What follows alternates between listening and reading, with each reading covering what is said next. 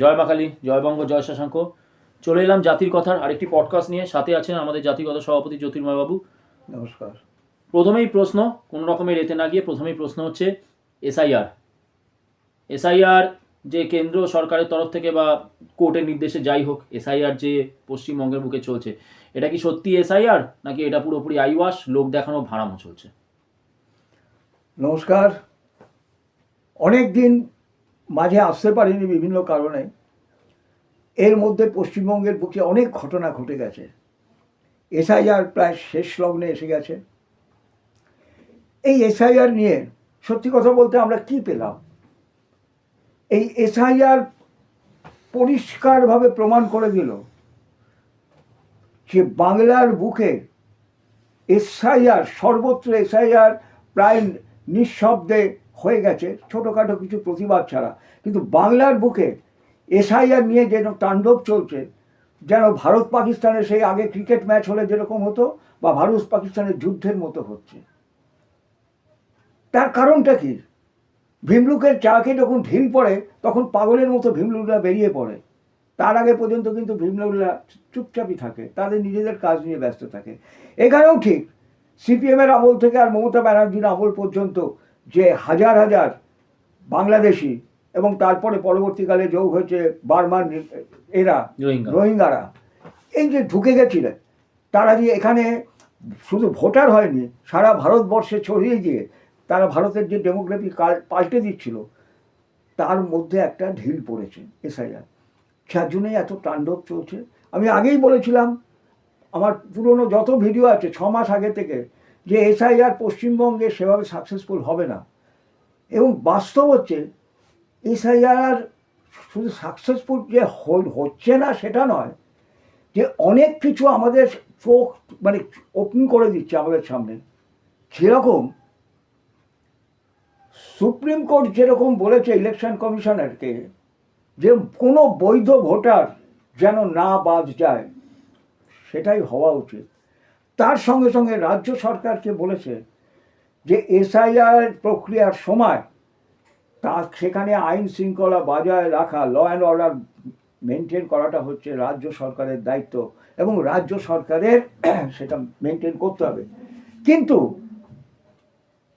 মানে অত্যন্ত দুর্ভাগ্যজনক ঘটনা হচ্ছে যে পশ্চিমবঙ্গের বুকে যেসব জায়গায় এই ধরনের ভোটার অত্যন্ত বেশি, কোনো জায়গায় নির্বিঘ্নে মানে এ হচ্ছে এসআইআর এই ধরনের মানে জালি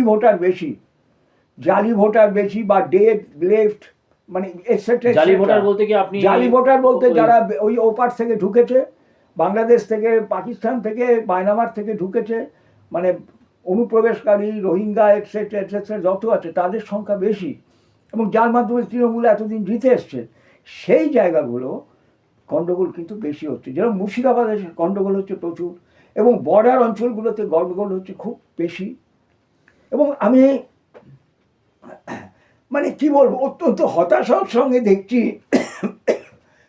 যে আজকে সুপ্রিম কোর্ট যে অর্ডার দিয়েছিল, প্রশাসন, মমতা ব্যানার্জির প্রশাসন হাসতে হাসতে সেই অর্ডার ভায়োলেট করছে এবং সুপ্রিম কোর্ট চুপচাপ বসে আছে। একবারও প্রশ্ন করছে না যে কেন ভোট গ্রহণ কেন্দ্রে বাইরের লোকজন ঢুকে, এবং অনেক জায়গায় তৃণমূলের পতাকা নিয়ে পর্যন্ত তারা গন্ডগোল করছে। What action you have taken? ভোট গ্রহণ কেন্দ্র না, এসআইআর, সরি, ভোট গ্রহণ কেন্দ্র না, যেখানে এসআইআর হচ্ছে সেই জায়গায়। মানে কি বলবো, যে মিস্ট্রি। সুপ্রিম কোর্টের অর্ডার পশ্চিমবঙ্গ সরকার কোনো ক্ষেত্রে মানে না। আমরা দেখেছি এর আগে রাজ্য সরকারি কর্মচারীদের জিএর একটা পার্সেন্টেজ দেওয়ার জন্য বলেছিল, সরকার দেয়নি। কাঁটাতারের বেড়ার ব্যাপারে টাকা নিয়েছে রাজ্য সরকার, টাকা মেরে খেয়ে নিয়েছে, কিন্তু জমি দিচ্ছে না। আমাদের নাকি অমুক ধারার আইনে আছে, আমরা জোর করে জমি দেবো না। তাহলে এটা নিয়েছিলি কেন? টাকাটা মেরে দিলি কেন? আরে টাকাটা তো আগে খেয়ে নে, তারপরে এ হবে। কিন্তু কোনো জায়গায় সুপ্রিম কোর্ট কোনো অ্যাকশান নিচ্ছে না, স্ট্রিক্ট অ্যাকশান। উল্টে ইলেকশন কমিশনকে বিভিন্ন রকমের ফ্যাকড়ার মধ্যে ফেলছে। আজকে ভাবতে পারেন পশ্চিমবঙ্গ বা মুখ্যমন্ত্রী থেকে আরম্ভ করে 16 জন না 18 জনকে নিয়ে ইলেকশন কমিশনে গিয়ে দেখা করতে পারবে। কই আর কোনো রাজ্যে তো এটা ঘটছে না, আর কোনো রাজ্যে। তাহলে ব্যাপারটা কি? দেয়ার ইজ এ মিস্ট্রি, বিরাট মিস্ট্রি। মমতা ব্যানার্জির কিচ্ছু হবে না। কেন? মমতা ব্যানার্জির পেছনে সমস্ত মুসলিম ওয়ার্ল্ড, সমস্ত খ্রিশ্চান দুনিয়া থেকে আমেরিকান ডিপ স্টেট প্রত্যেকে রয়েছে মমতা ব্যানার্জিকে। তাই সুপ্রিম কোর্টের বাবার ক্ষমতা নেই মমতার এগেনস্টে কোনো স্ট্রিক্ট অ্যাকশন নেগে। সুপ্রিম কোর্টের বাবার ক্ষমতা নেই, আমি বলছি, আবার বলছি, 14 পুরুষের ক্ষমতা নেই মমতার এগেনস্টে কোনো অ্যাকশন নেবার, জেনে রাখো। তো এটার পরিপ্রেক্ষিতেই Yes. বলছি যে আমরা যেটা দেখলাম যে কিছুদিন আগে যে ফাইল কাণ্ড ঘটলো, এসআইআর এর ইডি গেছে হচ্ছে কয়লাকাণ্ডের ইয়েতে রাকেশ জৈন, খুব সম্ভবত রাকেশ জৈনকে এ করতে। তো সেখানে প্রতীক জৈন, ক্ষমা করবেন, প্রতীক জৈনকে এ করতে, বাড়িতে ইয়ে ওই ফাইল ওগুলোকে এ করতে। সেখানে মমতা বন্দ্যোপাধ্যায় চলে এলেন, সরকারি কাজে বাধা দিলেন, ফাইলগুলোকে নিয়ে তিনি বেরিয়ে গেলেন। তো আমরা যতদূর জানি যে মানে ভারতের নিয়ম ন্যায় মানে অনুযায়ী, ল অনুযায়ী সরকারি কাজে যদি বাধা দেওয়া হয় সঙ্গে সঙ্গে তার বিরুদ্ধে কঠোরতম পদক্ষেপ নেওয়া হয়। কোনো রকমের পদক্ষেপ, দেখুন অনেকেই বলছে না ইডি তো সুপ্রিম কোর্টে গেছে, এই গেছে সেই গেছে, তার এই স্টেপ নেওয়া হবে, ওই স্টেপ নেওয়া হবে। এখনো পর্যন্ত প্রায় 1 মাস হতে চললো, সেরকম আমরা কিছুই দেখিনি। এবং ওই ফেসবুকেতে আমরা দেখি এই তো ফেব্রুয়ারি মাসে ভয়ঙ্কর খেলা হতে চলেছে, তারপরে এই কিছু পেটোয়া ইউটিউব চ্যানেল আছে তারা বলছে ভয়ঙ্কর খেলা হতে চলেছে, জেলে যেতে চলেছে মমতা বন্দ্যোপাধ্যায়। বাস্তবে কিছু হচ্ছে না। তো আজ পর্যন্ত 1 মাস হয়ে গেল, যেখানে এটা এমন নয় যে কোনো মানে ফেক ভিডিও, আমরা নিউজ চ্যানেলে দেখছি মমতা বন্দ্যোপাধ্যায় এরকম করে ঢুকে গিয়ে সরকারি কাজে বাধা দিয়ে ফাইল নিয়ে চলে গেল, মমতা বন্দ্যোপাধ্যায়ের বিরুদ্ধে কোনো স্টেপ নেওয়া হলো না। তাহলে এর পিছনে যেটা আপনি বলছেন যে আন্তর্জাতিক চক্রান্ত বা ইয়ে, তাহলে তো এটাই প্রমাণিত হচ্ছে। এবং এটা থেকে কি প্রমাণিত হচ্ছে না যে কেন্দ্র সরকারেরও মদত পাচ্ছে বলেই আজকে মমতা বন্দ্যোপাধ্যায় করছে, এবং যেটা এই যে ইডি বলুন সিবিআই বলুন পুরো ব্যাপারটাই আইওয়াশ। বিষয় হচ্ছে যে ইডি বা সিবিআই কোনো জায়গায় যদি রেড করে সেটা রাজ্য সরকারকে জানাতে তারা বাধ্য নয়। এটা তারা এমনি এক রাজ্যের পুলিশ যেরকম আরেক রাজ্যে গেলে সেই রাজ্যের পুলিশকে জানাতে হয়, সিবিআই আর ইডির ক্ষেত্রে বা এনআই ক্ষেত্রেও সেটা কিন্তু তারা বাধ্যতামূলক নয়। কেন? এটা তখন এসে যায় দেশের সিকিউরিটির ব্যাপার, সেই জন্য এরা বাধ্য নয়। সেখানে আমরা দেখেছিলাম রাজীব কুমারের সময়ও মমতা ব্যানার্জি সেখানে চলে গেছিলেন এবং সিবিআই নিরুত্তর হয়ে গেছিল। তবু সেটা যাই হোক একটা হয়ে গেছে। কিন্তু এখানে যেটা ঘটলো, প্রতীক জৈন নামক এখন ব্যবসায়ীর বাড়িতে সে কয়লা কেলেঙ্কারিতে যুক্ত, এবং দিল্লিতে এ করতে করতে সেটা বেরিয়েছে, তদন্ত করতে করতে তার বাড়িতে গেছে তল্লাশি করতে। ব্যাপারটা অত্যন্ত মারাত্মক। সে মমতা ব্যানার্জির কি একটা ওদের একটা সংগঠন আছে, তারা ওই ভোটের এ করে, আইপ্যাক ভোটের রিসার্চ করে বা ভোটের ব্যাপারে এ করে। সে কি করে সেটা তো সেকেন্ডারি ব্যাপার। সে গেছে কয়লা কেলেঙ্কারির তদন্তে। সেইখানে মমতা ব্যানার্জি তার গানের বই রেখেছে না তার পার্টির যে লিস্ট রেখেছে সেটা তো কনসার্ন নয়। তার পার্টির লিস্টে রেখেছে কারা ইলেকশনে দাঁড়াবে বা তার পার্টির বা কী হবে, স্ট্র্যাটেজি কী হবে, অমুক তমুক, সেগুলো তো তার ব্যাপার। ইলেকশন গেছে, ইডি গেছে একটা নির্দিষ্ট কারণে, কয়লা কেলেঙ্কারির ব্যাপারে। তাহলে সেখানে মুখ্যমন্ত্রী কিভাবে ঢুকে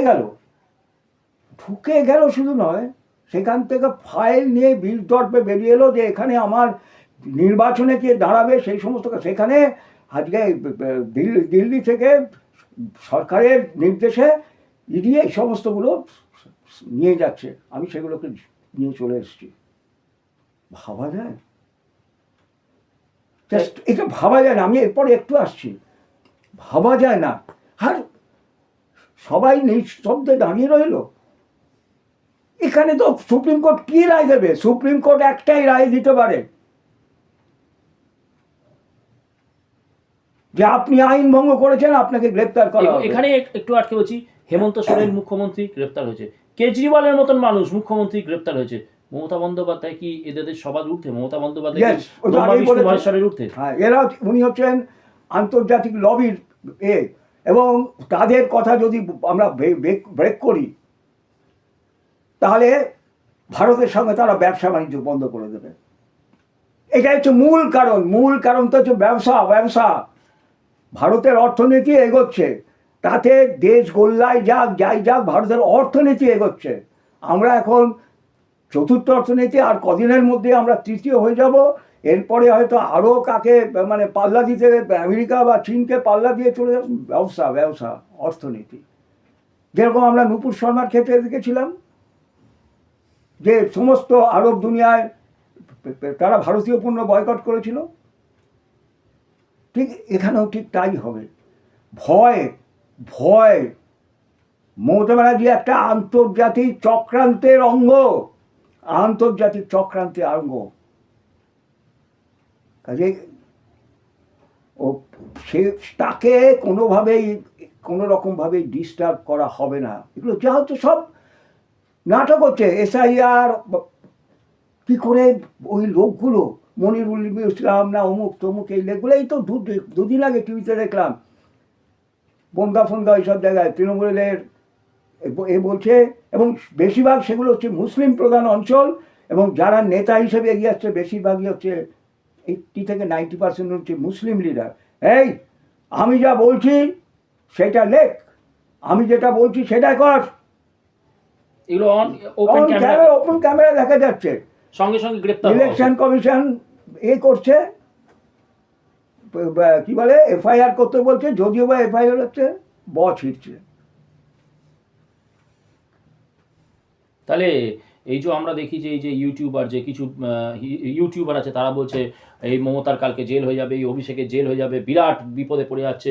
এগুলো সবই তো তাহলে হয় মিথ্যে, তাহলে তো তারা চরম অশিক্ষিত এবং রাজনীতি মানে গ্রাউন্ড রিয়ালিটি বা জমির রাজনীতি সম্বন্ধে তাদের কোনো ধারণাই নেই। এগুলো আমি তাদের করতে চাই না, ছোট করতে চাই না। এগুলো শুধুমাত্র তারা মুখরোচক কথাবার্তা বলে ভিউ বাড়লে কি হয় সেটা আমরা সবাই জানি। 2021 থেকে দেখছি প্রেসিডেন্ট রুল 2021 থেকে প্রেসিডেন্ট রুল হতে চলে এখনো এই ইউটিউবাররাই কিন্তু বলে যাচ্ছে প্রেসিডেন্ট রুল। এবারে এই 2021 থেকে 2026 5 বছর ধরে এই মিথ্যাটা প্রচার হচ্ছে। যারা হিন্দুত্ববাদী, যারা এই ইউটিউবারদের ফলো করছে প্রতিদিন প্রতিনিয়ত, তারা এই যে 5 বছরের মিথ্যে, তারপরেও তারা এই মিথ্যেটাকে কেন তারা মানে করছে, বিশ্বাস করছে না? হবে না। 356 এই সরকার নীতিগতভাবে করছে। কেবল 356 নয়, আমি বলছি যেটা হচ্ছে 355।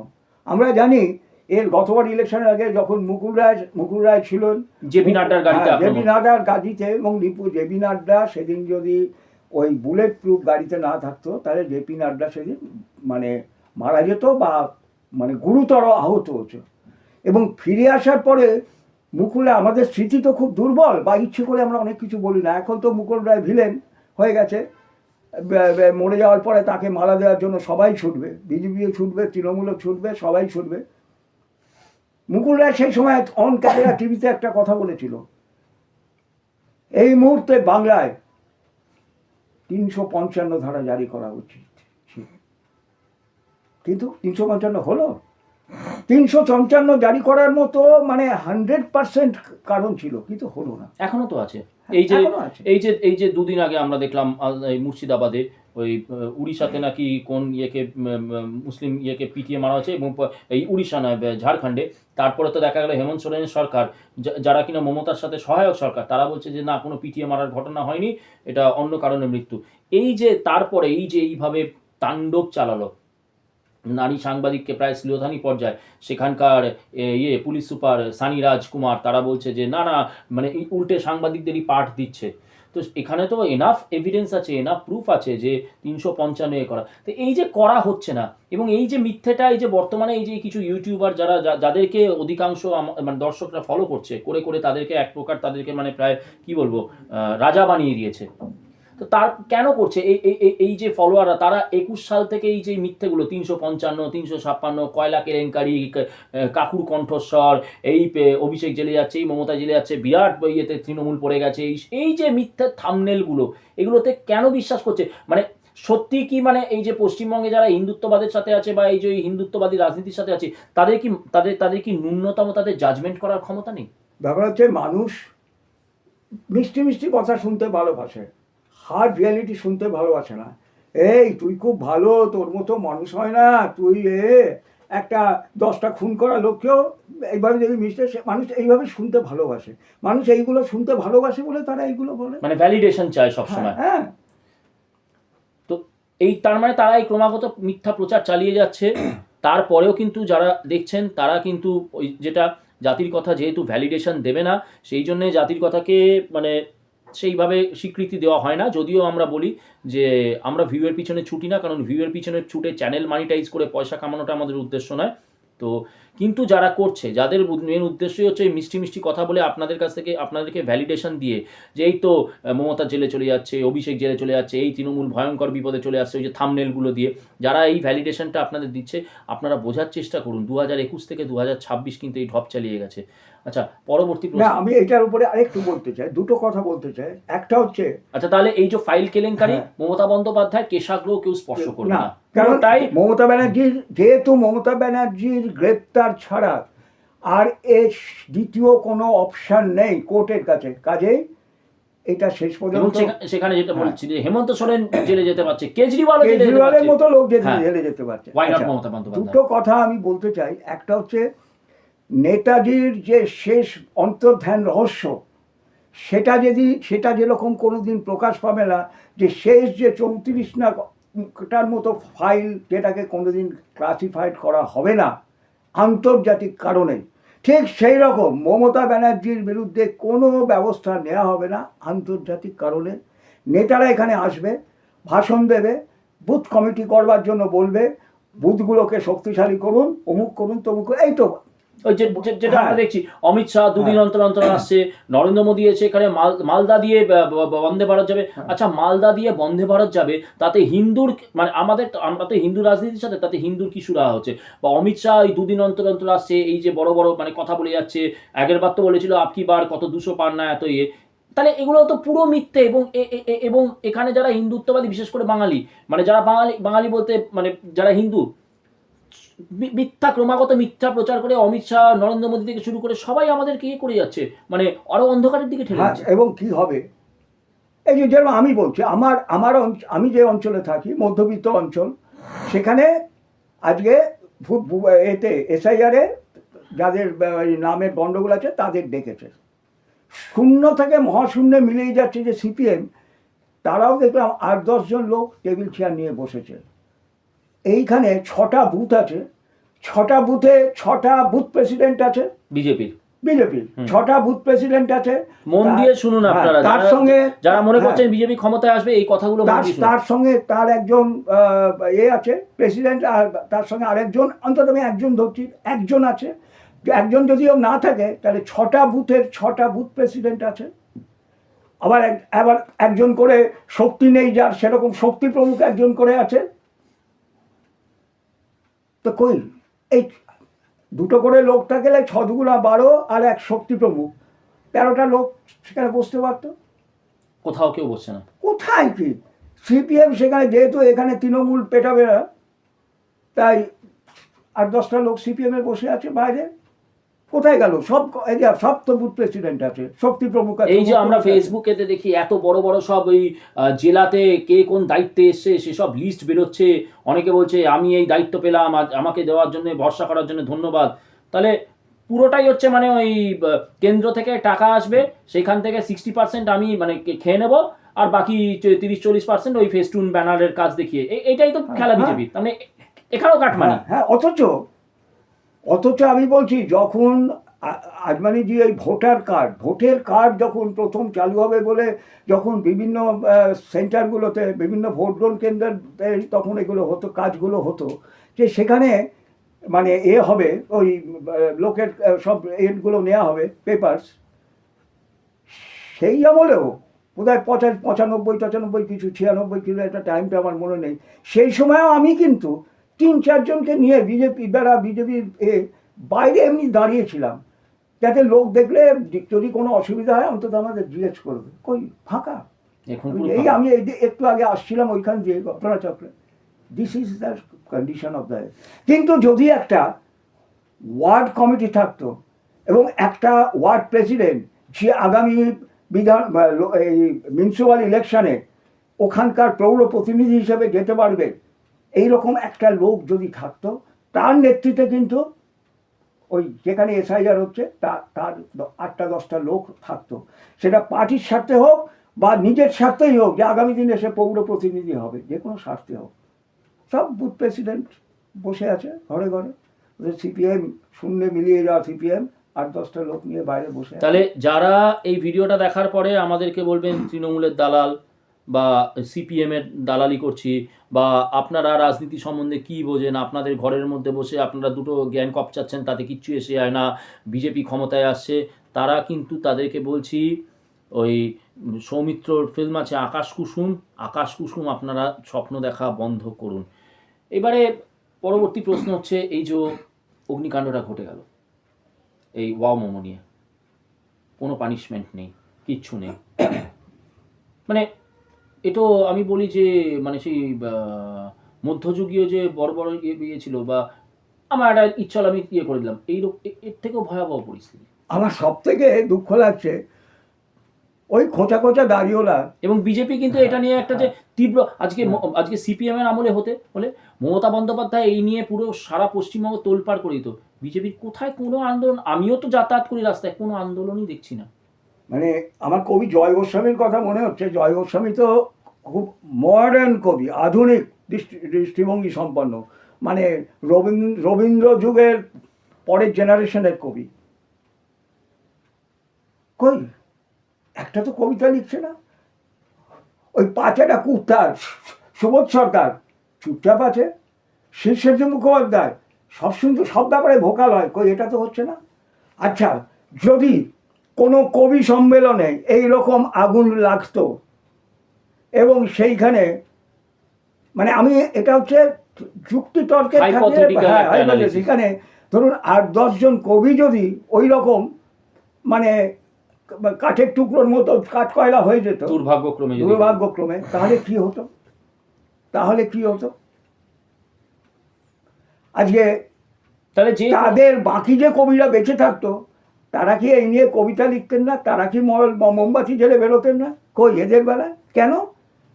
কিন্তু এই কবিরা তো প্রলেতারিয়াত সমাজের জন্যই তো কেঁদে ভাষায়, তা মারা তো গেল তো এরকম 20-22 জন প্রলেতারিয়াত। কবি জয় গোস্বামীর একটা মানে কবিতা, যেটা 8-9 না কোন ক্লাসে পড়ানো হয় আমাদের ওয়েস্ট বেঙ্গল বোর্ডে, যে আমাদের ভাত আছে কিন্তু আমাদের লড়াই হচ্ছে নুনের জন্য। মানে এতই দরিদ্র আমরা, ভাতটা কোনো রকমে আর কি জোগাড় করেছি, কিন্তু ভাতটা খাবো কি দিয়ে? শুধু খাওয়া, একটু নুন হলে তো টেস্ট হয়। এই পর্যায়ে তারা ভারতকে তারা নামিয়েছে। ভাবা যায় সেই জয় গোস্বামীর কোনো কবিতা নেই কিছু। এগুলো তো পয়সা রোজগারের জন্য, নাম কেনার জন্য, পুরস্কার পাওয়ার জন্য এরা এই জিনিস করে। আর মমতা ব্যানার্জি যদি ওইখানে শ্রমিক না হয়, যদি ওই শিল্পপতিরা হতো, ওর পেটুয়া শিল্পপতিরা হতো, দুধের গাইরা হতো, বা ওর পেটুয়া কবি শিল্পী সাহিত্যিকরা হতো, বাংলা কিন্তু তোলপাড় করে দিত। এবং সবাই বলতো, দেখছো মমতা ব্যানার্জি দিন রাত না খেয়ে দাগ না দেয়, শুধু মুড়ি চিবিয়ে এখানে পড়ে আছে। এখানে তো শ্রমিক এবং বেশিরভাগই হচ্ছে কোথাকার, পূর্ব মেদিনীপুর। আরেকটা জিনিস মাথায় রাখতে হবে, এরা কিন্তু বেশিরভাগই পূর্ব মেদিনীপুর। এবং আশা করা যায় পূর্ব মেদিনীপুরে যেহেতু শুভেন্দু অধিকারী সেখানে একটা মানে অল্টারনেটিভ একটা অর্গানাইজেশন মোটামুটি করতে পেরেছে, কাজে এরা পূর্ব মেদিনীপুরের মানুষ বেশিরভাগ বলে আরো বেশি নেগলেক্ট করা হয়েছে, নেগলেক্ট করা হয়েছে পূর্ব মেদিনীপুরের লোক বলে, যেহেতু তাদের ভোটটা শুভেন্দু অধিকারীর দিকে যাবে, তৃণমূলের দিকে আগামী নির্বাচনে না যাওয়ার সম্ভাবনা বেশি।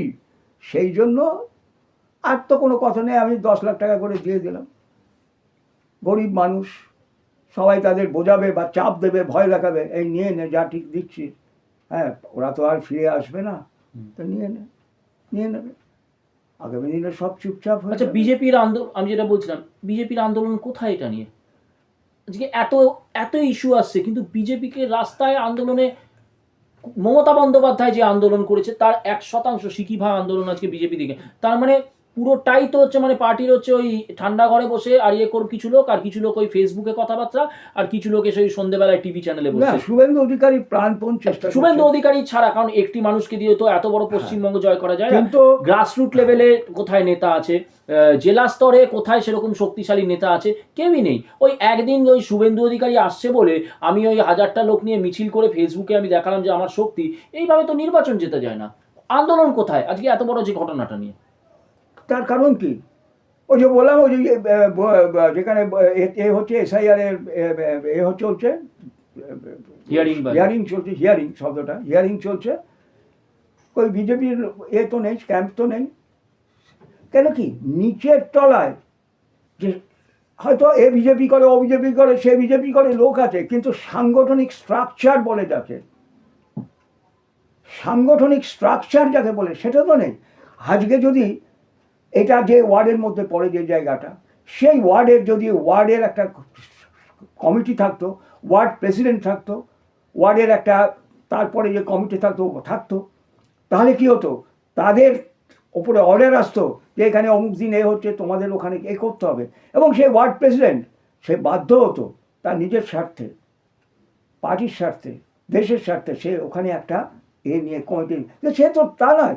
ভাষা ভাষা সংগঠন আছে, নামে অনেক লোক আছে, সারফেস লেয়ারে সারফেস লেয়ারে অনেক লোক আছে, কিন্তু একেবারে আমি জানি আমার এই ওয়ার্ডের প্রত্যেকটা বুথে একটা করে বুথ প্রেসিডেন্ট আছে এবং তার একটা অ্যাসিস্ট্যান্ট আছে, কিন্তু এটাকে যে একটা অ্যাসেম্বল করে একটাকে যে সেন্টারে আনা, সেই সেন্টারটা আনতে গেলে যে সেই ওয়ার্ড ভিত্তিক একটা কমিটি থাকা উচিত ছিল, এবং একটা চাঙ্গা প্রেসিডেন্ট থাকা উচিত ছিল, যে আগামী নির্বাচনে, আবারও বলছি, পৌরসভা নির্বাচনে সে বিজেপির মানে ক্যান্ডিডেট হয়ে তৃণমূলের সঙ্গে লড়াই করতো। নেই, সেসব কিছু নেই। সেই জন্য একটা বুথ প্রেসিডেন্ট সে একা একা কি করবে, ওই জন্য নেই। কিন্তু সিপিএমের ক্ষেত্রে আছে কেন? এখনও তাদের ওই কমিটি, মরাহাতি লাখ টাকার মতো ওয়ার্ড কমিটিগুলো আছে, তারা ঠিক করেছে দেখ তো কটা লোক আছে ওয়ার্ডের, সেই কটা লোককে নিয়ে তারা বসেছে এইখানে। সেই জন্য গ্রাউন্ড লেভেলে লোক থাকলেও কিন্তু তাকে যে একটা সাংগঠনিক বলয়ের মধ্যে এনে একটা যেরকমভাবে একটা সার্কেল রাখতে গেলে কম্পাসটাকে একটা পয়েন্টে করতে পারে, সেই জায়গাটা নেই, এবং সেই জায়গাটা নেই বলে বিজেপি তার সাংগঠনিক দেখাতে পারে না। এখানেই বলি, আবারও বারবার বলেছি, আবারও বলছি যে ফেসবুকেতে, হোয়াটসঅ্যাপে, ইউটিউবে এইগুলো দিয়ে কিন্তু নির্বাচন জেতা যায় না। নির্বাচন জেতার জন্য রাস্তায় নেমে, গ্রাউন্ড মানে ইয়েতে জমিতে নেমে লড়াই করতে হয়, সাংগঠনিক শক্তি যেটা জ্যোতির্ময়বাবু বলছেন সেগুলো করতে হয়, সেটা দেখা যাচ্ছে না। শেষ প্রশ্ন জ্যোতির্ময়বাবু, 2026 election, Trinamool 250 seat, BJP 50 seat, নাকি বিজেপি 130-40, তৃণমূল ওই 170-80 হুমায়ুন কবিরের সাপোর্ট নিয়ে করবে? আবার এখন তো দেখছি হুমায়ুন কবির সিপিএমের সাথেও একটা যোগের দিকে যাচ্ছে। কি হতে চলেছে? মানে এখানে একটু সিপিএম সম্বন্ধে না বললেই নয়, যে লোকটা হিন্দু বিদ্বেষী হবে সিপিএমের কাছে সেই প্রগতিশীল আর সেকুলার। যেরকম জিন্না প্রগতিশীল ছিল, সে হিন্দু বিদ্বেষী ছিল, সে হিন্দুদের লাখে লাখে খুন করেছিল, তাই সে প্রগতিশীল। সে তার জন্যে কমিউনিস্টরা পাকিস্তানের দাবি করেছিল। মাঝে ওই প্রগতিশীল হয়ে গেছিল ওই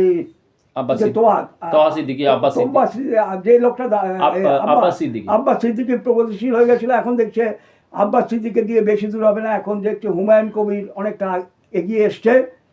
যে লোকটা বলে 30% লোককে কেটে ভাগীরথীর জলে ভাসিয়ে দেবো, এখন সে কেন? যেহেতু হিন্দু বিরোধী। কমিউনিস্টদের কাছে এইটা হচ্ছে, যে হিন্দু বিরোধী হবে সে হচ্ছে, এবং একটা তৃণমূল, হুমায়ুন কবির, এই সমস্ত মিলিয়ে সিপিএম মিলিয়ে একটা চক্র হচ্ছে যে হিন্দু ভোটকে কিভাবে এর দিকে আনা যায়, বিজেপির কাছ থেকে সরিয়ে আনা যায়। একটা হচ্ছে এটা, ওদের একটা প্ল্যানিং চলছে, এবং মমতা ব্যানার্জি ব্যক্তিগতভাবে এর সঙ্গে ইনভলভ। মমতা ব্যানার্জির সঙ্গে সিপিএমের যে কি গভীর আন্ডারস্ট্যান্ডিং, বিজেপির সঙ্গে আন্ডারস্ট্যান্ডিং বলে বিজেপির সাথে কোনো আন্ডারস্ট্যান্ডিং নেই। কেন্দ্রীয় সরকার কম্পালশনে করে, বাধ্য, আন্তর্জাতিক চাপে যদি না হয় ওই ভারতের যে জিডিপি বাড়ছে সমস্ত ধসিয়ে দেবে তারা। কারণ মাল বিক্রি করতে হবে তো। আজকে আরব দুনিয়া যদি সমস্ত ভারতীয় মাল ছুঁড়ে ফেলে দেয়, তাই ব্যবসা হবে। ইউরোপ দুনিয়া যদি ছুঁড়ে ফেলে দেয়, সারা পৃথিবী যদি ছুঁড়ে ফেলে দেয়, কী হবে? কাজে এবং আন্তর্জাতিক মহল যেহেতু মমতা ব্যানার্জিকে চায়, তাই সেটা তারা বাধ্য হচ্ছে। বিজেপি কিন্তু কোনো আন্ডারস্ট্যান্ডিং করছে না। আমি খুব মানে ক্যাটাগরিক্যালি বলছি না, এতটা খারাপ নয়। তারা they are bound to do so, কাজে এখানে 355 ধারা শত পরিস্থিতি থাকলেও হবে না। এসআইআর, যারা বলছিল এসআইআর প্রক্রিয়া কমপ্লিট হবে না, এখানে রাষ্ট্রপতি শাসন হয়ে যাবে, এসআইআর প্রক্রিয়া শেষ হয়ে যাবে এবং একটা খুব পুয়ার পারফরমেন্স হবে। ওই রোহিঙ্গা ফোহিঙ্গা হাবি জাবি সমস্ত নাম থেকে যাবে।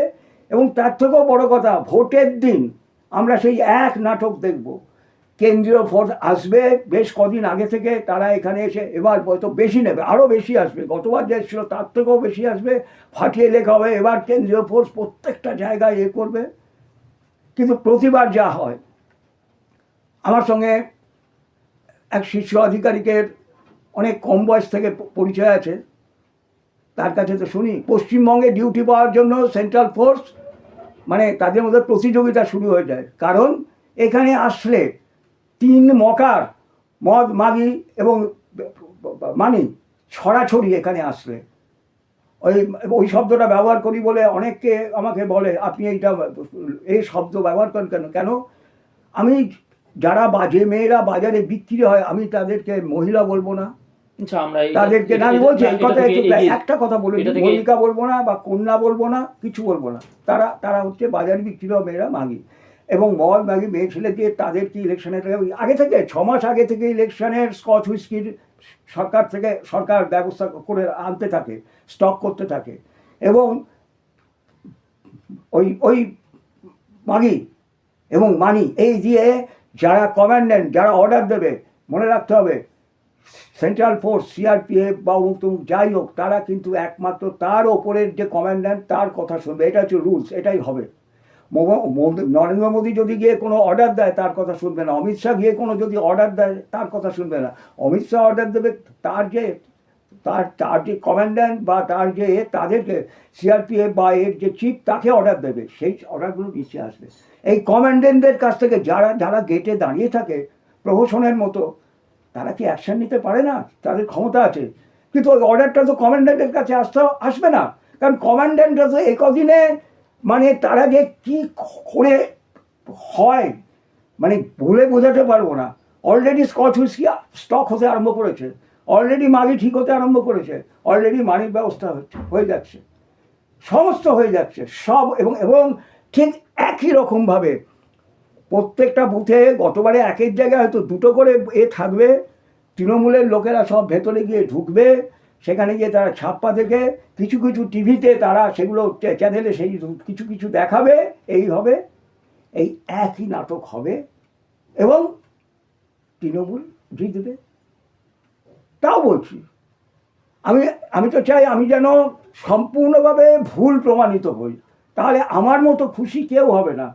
কেউ যদি বলে শালা অনেক তো লম্বা লেকচার দিয়েছিলি, কী হলো রে, তুই তো ছিলে বাঁধলি, আমি খুশি হব, আমি খুব খুশি হব। আমি এতক্ষণ যা বললাম সেগুলো যেন সব ভুল বলে প্রমাণিত হয়, সত্যিকারের যেন সব কিছু হয় এবং বিজেপি যেন ওই 250 সিট নিয়ে আসতে পারে। কিন্তু যেটা বাস্তব আমি ব্যাখ্যা করলাম, এই জিনিস হবে এবং ওই রকম বিজেপি 10,000 20,000 এরকম ভোটে জিতবে, কিছু সিট তারা পাবে। This is my analysis. আবারও বলছি আমি চাই আমার এগুলো যেন সব ভুল প্রমাণিত হয়। ধন্যবাদ জ্যোতির্ময় বাবু, জাতির কথার পক্ষ থেকে। জয় বঙ্গ, জয় শশাঙ্ক।